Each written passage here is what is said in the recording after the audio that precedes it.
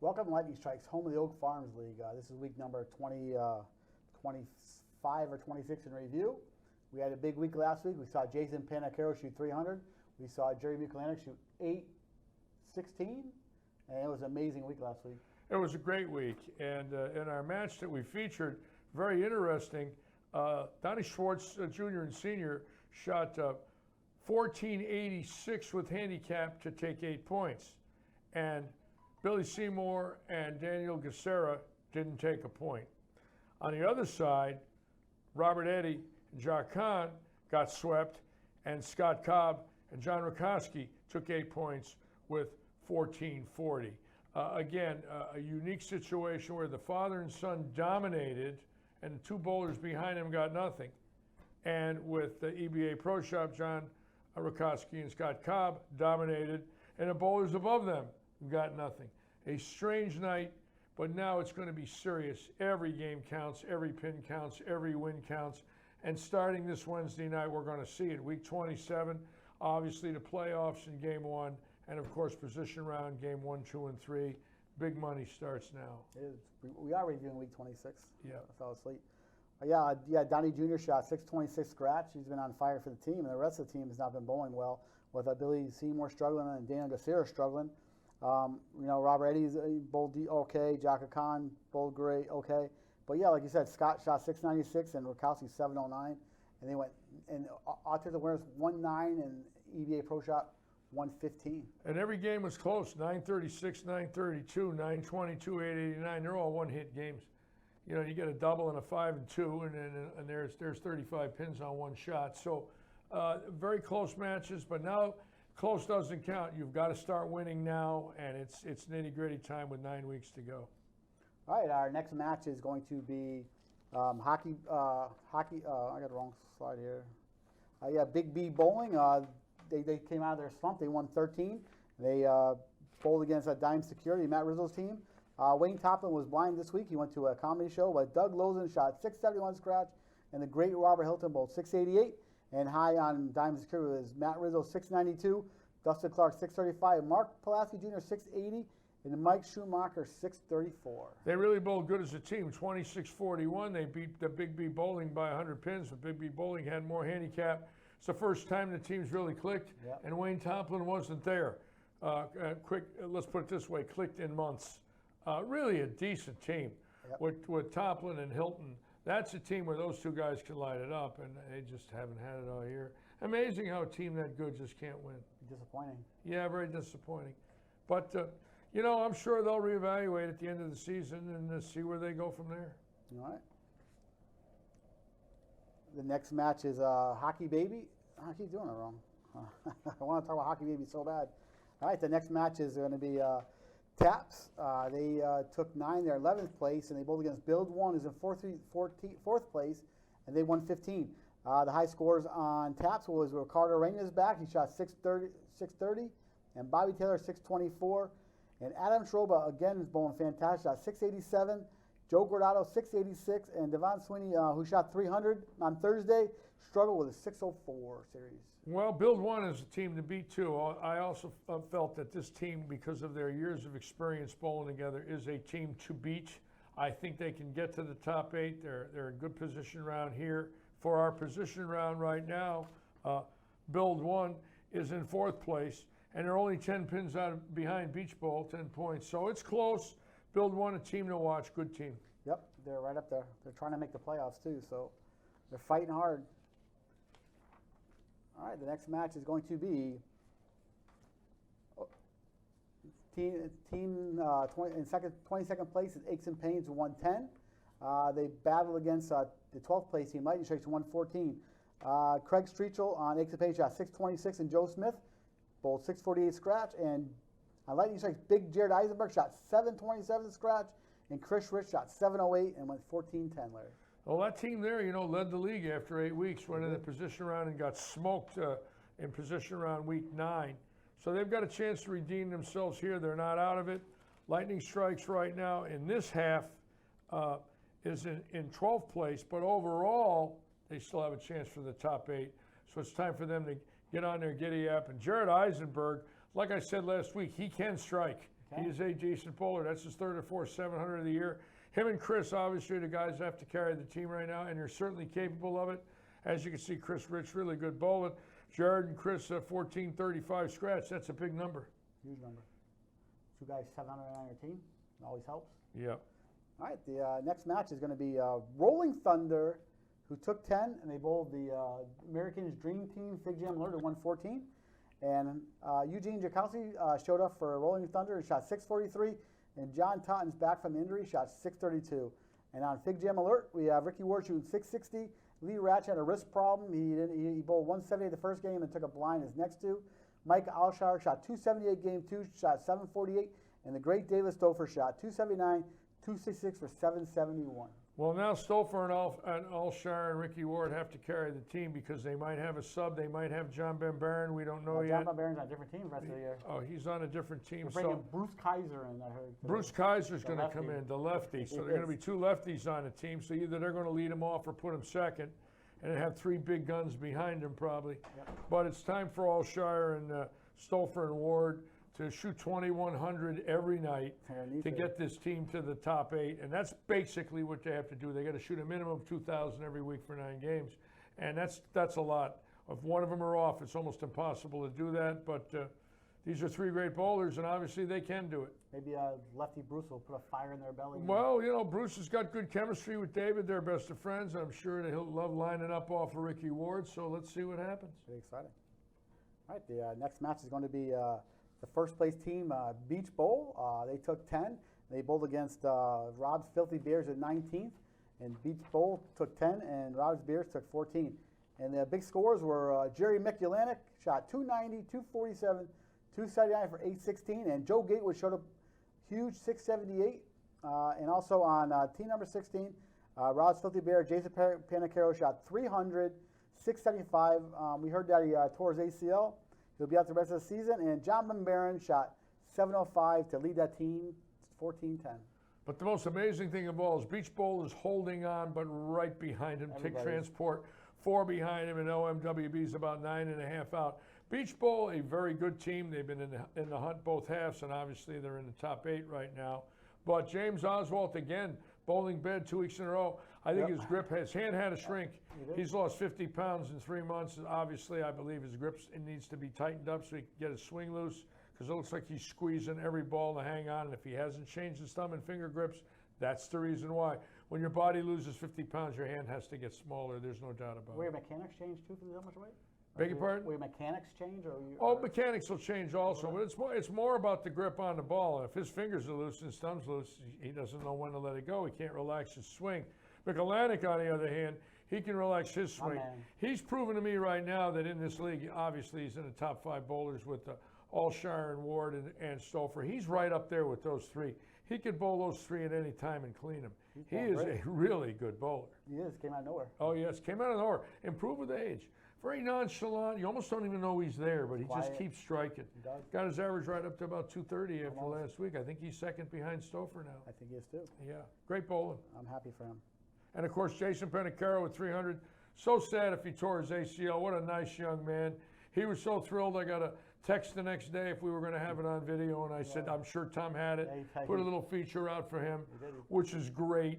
We're getting features for all these kids throwing 300. We just love doing it, and I'm sure he was thrilled he could show all his friends on Facebook. I hope his ankle's okay. ACL's bad. Yeah, people ask you, why do you do all that? I go, why? Bowlers love it. Well, you have to. They deserve customer service. No, it's not that. They're supporting us. We're supporting them. It works. It's a great chemistry. Every time you compliment them, it's thrilling for them. It really is. They want to bowl good, and they're not really looking for acknowledgement, but it's nice to get acknowledged when you're bowl 300. have that It's forever. great. It's great to get acknowledged. So the grandkids, the grandkids, Oh, great-grandkids. Oh, yes, relatives. Yeah, we're happy. I'm you happy. save to do it. Maybe you make a Christmas card out of it. It takes a while, but I You don't never mind. I do it every know. time. Oh, it's great. Yep, I love our bowlers. So yeah, I do they deserve it. too. They do I something love them special. too. And I do something special And they for them. know it. They know it. They feel it. That's why we have the relationship we do. Good. All right. Our next match is going to be OMWB, Old Men with Balls. They took 16 against the 10th place team. RD Fort Myers. These are two top 10 teams battling each other. Dick Hoagland bowled 516, Brian Copeland 584, and Matt Hodgman 639. And on RD Fort Myers, Barry Seitz bowled fantastic. Shot 648, and Gary Seitz 520, Mike Spanola 559, and Gabe 597. They struggled a little bit. Yeah, bad week for Audio Fort Myers. They made a little run at them, and all of a sudden they lost some back. But they're still in the hunt to make the top 8.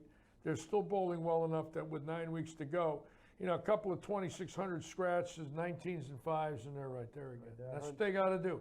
They all got to get out. They got to bowl 640, 650 a man, carry each other, go 19 and 5 back-to-back weeks, a little 38 and 10, and they're right where they want to be. They're in trouble this week. I talked to Gary Seitz, said a couple of his players are sick. They might be able to make it on Wednesday. Oh, really? Flu? Oh, yeah, I think Oh, so. boy. It's terrible. This time Terrible. of year, man. Yeah. Right now at the end of the season. All right, our next match is my team, team number 19. Stupid Corner took 16 points against the 20th place Clear Tomatoes, and Stupid Corner moved up to 9th. And the high scores were Mike Boy shooting 721 on Stupid Corner, Scott 622, and Danny Wilson 661. And Killer Tomatoes, we had Bob shot 638 for the sweep, and he was the only high point on that team. Well, Killer Tomato's been erratic all year, and obviously I've seen some weeks where they're 17 and 7, et cetera, but all of a sudden a bad night. But Stupid Corner, I always felt was a little better than last place where they were buried, especially with Mike Boyd bowling very well. It's a decent team, and all of a sudden the last few weeks they picked it up a little bit.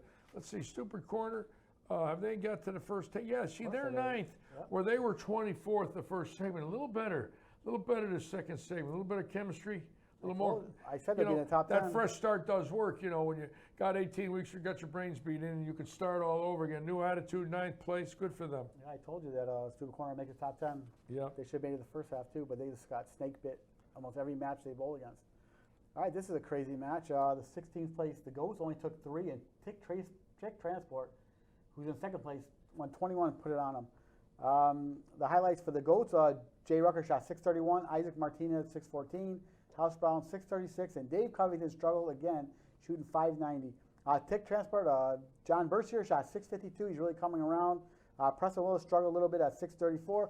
Mark Jacansky had his best series of the season, shot 660, and Tony Kimura barely broke 6 at 605. Tick, the most amazing team in the league by far, because regardless of how good they bowl, I never pick them, and I can't, but they win. And the more I watch it, I'm infatuated with it. I root for them because they're such an underdog. There's no superstars on the team. They got a 209 high average. They got 3 bowlers under 200. And there they are going 21 and 3. And I guess that's the 90% of 235 at its best right there. That proves that if you're the right team at the right time with that kind of handicap, and they are, these guys know how to turn it on. Look at that score, 25-51. Against Covington and Rucker, who have been knocking the eyes out of him with Ice Martinez, they blew him off the lane. 21 and 3, the way that team is bowled the last 5-6 weeks with Covington and Ice winning the tournament and Jay Rucker bowling well, and all of a sudden they didn't know what hit him. Tick Transport, amazing underdogs, amazing. Tick has like voodoo spell on all these teams. Whatever it is, they win. I want to know. I want to know what they think about it. I want to know how they can have that confidence and win. It's amazing. Yeah. It's insane. Yeah. Good for them. I'm glad. I'm glad. I want them to make the roll-offs. You know something? If that team goes up the ladder, like they qualify 3rd or 4th, and they go up the ladder and beat a couple of big gun teams, that will be the surprise of the year, because other than themselves, I don't believe there's another team in the league that would have picked them. You know, we all picked Fig Jam and Brightview and all these teams that are really good teams, right? They're solid, EBA. And all of a sudden, there they are. They wallop the Goats. Oh, wait to see the playoffs. Top 14, they're so tight. Yeah. It's unbelievable. Wait to see what happens. All right, the next match was Brightview Financial. They're in 13th place. They struggled. They only took 8. They bowled against 17th place Eddie Food, who took 16. And the high scores for Brightview Financial was Stock Chakosky, 654. Bobby Hamilton really struggled, shot 594. John Fisher shot 685. And Tyler Plord, who only shot 559, but bowled good enough as game 1 to get to his bracket. The Eddie Foods team, Greg Lindsay bowled 647. Joe Ponzio, 600. Chris Potostransky, 643. And Jerry Lake bowled 628 pins. Pretty good score, 25-18 with 252. And Brightview finally had a bad week. That's a bad week for them. But they're right there, and obviously they're in great shape for the top 8. They're not going to do much in the second half, but winning the first half, they're still right there for the top 8. Yeah, the top 8. They need to be careful. Oh, they all got to be careful. No, So like I tight said now. last week, there were 17 teams that had a chance to make the top 8. Right now, literally starting this Wednesday night, every week is literally like a position round. Because with 17 teams with a chance to make 8 spots, it's going to be crazy every week. And it's going to be 9th and 10th frames that determine it, where a man could open in the 10th and lose 5 points on one open. All of a sudden now, one ball costing 5 points can knock a team from 5th to 12th, 5th to 11th. They're so tight. So anything can happen now. There'll be a lot of scoreboard watching. Oh, there's going to be a lot of scoreboard watching, no doubt about All that. right, our next match is going to be team number 1, Naples Fire Protection in 5th place. They bowled against Chucky Rucker's team. Frankenbeans in 14th, and Frankenbeans won 16-8 over Naples Fire Protection. And Ron Richter shot 703 scratch. Billy Morgan 718. Andy Cox, that Larry put a cloud on him, shot 570. And Dennis Beagle 711. On Frankenbeans, Mike Durkin 622. Brad Zielinski 594. Reggie Kahn stepping it up 689. And Chuck Rucker struggled at 557. Well, again, Naples Fire Protection definitely in the battle to make the top 8. Where are they here? They're actually doing pretty good. They're in 5th place going into the position round night, so we should see them on our cameras. They're a good team, an explosive team. If Billy and Andy and Dennis are striking, you know, that's 2,100. With handicap, you're talking, you know, a 2,850 or so. That's what they've got to do 3 or 4 times in these next 9 weeks, though. They've got to bomb them. They need some 2,900s, and they got to hope that they don't run into any buzzsaws when they do it. Or Baltic Transport. Or Baltic Transport, who is the Nobody can beat 'em. amazing. The amazing Trick Transport. Tick Transport, amazing. All right, our last match is going to be Hockey Baby, who won 10. They bowled against Loot, who won 14. And big scores for Hockey Baby was Anthony Evanchek 699, Jim Shirk bowled 579, Bob McIver 567, and Chris Huback shot 659. And on Team Loot, Joe Lasik 622, Justin Aldridge 663, and Dwayne Billy 556, and Dustin Lamar 532, and they ended up going 14-10 in that match. Well, again, it was a tight match. We watched it on our live stream. Chris Schubach bowling very well. Joe Lasik bowling well. And against, a 14-10. It's a good number for 2 teams that are fairly close. Both teams in the hunt to make the top 8. And Loot in 7th place and Hockey Baby in 6th. So they're going to be battling again this week to try and get in the top 8 and win the second half. Exciting position round. Yep, exciting position round. You have a Beach Bowl against Thick Transport, OMW against Build 1, Naples Fire Protection against, who are they bowling? Loot, Hockey Baby, Loot against Fig Jam. Yeah. Stupid Corner against Audio Fort Myers, and Tasca and Lightning Strikes. Yeah, it's going to be exciting. Plus that first game now. We're Yeah, down to the third bracket. 32. We are. And so there's double action this Wednesday night. Obviously, we got a position round and we got our first game in our action, our March Madness. We do. I can't wait to go over that bracket later on. Yes, it's going to be wonderful. It's going to be wonderful to watch, wonderful to broadcast. It's going to be very exciting. A lot of players are going to have the thrill of victory and the agony of defeat over these next 3 or 4 weeks, especially if they get in the 10th with a chance to win and they open or lose by a pin and get a bad count where they needed 9 and they get 7 or whatever. So a lot of money at stake, so it's going to be fun broadcasting it. All right, you ready for the playoffs? Ready. Let's see the playoffs now. I like analyzing the playoffs. Let's do it.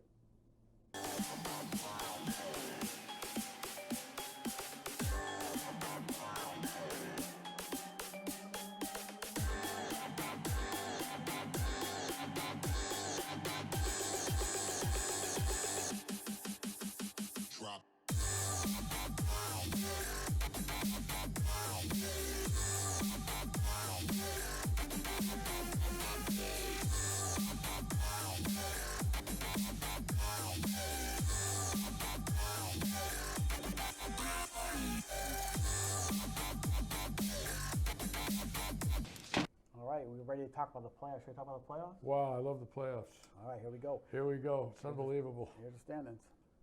All right, here we go. Okay, now here's the situation. You look at Brightview, 2 points over Hockey Baby, and this week Brightview's bowling Frank and Beans, and Frank and Beans is only 8.5 out. So literally, Frank and Beans could go around Brightview, even though they're not in the top 8, and Frank and Beans is in 11th. Right now, there's 14 teams. If you look at autism awareness, minus 13 behind EBA, they could literally go into EBA spots. So 14 teams in the running. The top 4 look pretty secure. Looks like it's 10 teams for 4 spots. But at the top, with Brightview and Hockey and Tick, and literally Beach Ball, any one of those teams could be in first place next week, any one of them. So it's very, very exciting. If you look at the second 4, Naples Fire Protection, Fig Jam Goats, and EBA, there's quite a distance between 4th, but not a lot of distance between 14th. So really 14 teams vying for the last 4 spots, or 10 teams vying for the last 4 spots as we go into this position round evening. And again, a lot at stake with the super bracket as well as the position round evening. Unbelievable. It's gonna change. We're going to be calling it fast and furious. I can see it right now. It's exciting because one open frame could knock somebody from 1st to 4th, or 5th to 10th or 11th. One open frame could knock you down 5 or 6 spots in this position round. So this is the key right now. I think all the bowlers know it. The math is there. It's easy to see when you read that top 8 graph. And here we go. Action night at Lightning Strikes, and we can't wait. We thought nobody's going to catch Brightview, and Brightview, one mistake, they can go to 4th. And, you know, it's just, it's anybody, it's really anybody in the top 4 going into position round as far as I'm concerned. absolutely. Keep in mind, Brightview's bowling Frank and Beans. You might think they have an easier match, but they don't. They haven't been bowling well. And Beach Bowl bowling Tick, I don't envy Beach one bit. I can't wait to watch that. Tick is an amazing team, and they're going to be, you know, on our feature pair. So anything can happen right now. Tick is amazing. They're the underdog of the league, and they keep climbing every week. And if you take away their first 6 weeks, their last 2021, they're in first place. I think Tony Komorczak won't be here tomorrow because he's going on a trip to Italy, I guess. He's going to go to Italy? Yeah, he already got tickets. No. Yeah, How can he go? I thought they were banned. There's a travel ban. Is there? There's a travel ban to go to Oh, Italy. maybe he'll be here tomorrow night. I think that Italy's in a lot of trouble. There's 16 million people that have been isolated. What a tragedy. I don't even want to think about it. See, Tick Transport catches another break. Well, that's amazing. So if now they Tony won't can't let go. Tony out of this country and he I has can to bowl bowl versus a time when he would automatically be in Italy if it wasn't for this horrible situation. Again, that we're in. everything falls. That right for alone those could be guys. the big break. They're going to keep their anchor man. They won't That's have to right. take up line. That's right. I'm curious if he's here Wednesday nights because he was told you can't travel there. That's right. There's a travel ban. I'm sure of it. So excited about the top Terrible. 4. Beach Bowl, Oh. Tick Transport, Hockey, Baby, and Brightview Financial all within 5 points. Oh, I know. I can't get over how close it is. Beach Bowl 4.5 out. One open frame, they could go from 4th to 1st on one pitch. One pitch, 4th to 1st. One bad count, 4th to 1st. Here's why. Team game, team series, and you're bowling. You need a strike to win all 3. And what if you get 8 and you lose all 3? There it is. One ball, 2 pins. Long drive home. Yeah, the long drive home. You I said know about the long drive home. I took it for 50 years. It's the long drive home. We said at the beginning of the season, every pin count, every point counts, and Oh, this yeah. is where it matters. Yeah, this has turned out to be very exciting. You know, week 9 was okay, but there was such a long way to go. Week 18 was exciting because we crowned a winner. But now, with 9 weeks to go and the super bracket, boy, Wednesday night, 32 bowlers down to 16 in game 1, and then games 2 and 3, obviously position round games. Games 1 and 2 and 3 position round games and super bracket games. Wow, action. I love it. Like last year in the our league like this, we had 2 teams drop out of the top 8 and 2 teams jump in on the last game of the last ball. I believe it. No doubt in my mind. frustrating. Well, that's Not what us. bowling's all about. You know, if all the leagues set up their format like this, I guarantee you this is exciting. Of course they do. This, whoever came up with this, and I'm sure you were involved in some other pretty smart people. Yeah, Robert This Eddy. is the way to do it. It can be handicap, it can be 2 segments, it can be points, and it can be match play, and it can be super brackets, and it's working. Our bowlers love it. Yep. And it gives us something to talk about in our live streaming, especially on recap night. You know, it's cool. Me and Robert worked hard on this last year. And we got it I to know work. you guys did. So yeah, it's finally fun having a league where it's exciting to the end. It's going to be very exciting to the end. It's going to be very exciting the first game Wednesday night. And obviously the first game next week, when you're down to 16 and then 8-4, 2-1. Of course, at prediction time, now I got bowlers mad at me that I didn't pick them last week, so they won in spite of me. And several of the bowlers I picked lost. I clouded them. So I don't know what I'm going to do this week. I have to stare at the bracket. We'll get into that super bracket. Yeah. I'm going to change all my picks on who's going to win the brackets now because 3 of the guys I said are going to win got beat. I see that. Yeah. Mine too. I clouded them early. All right, we'll get into the super bracket. Yeah.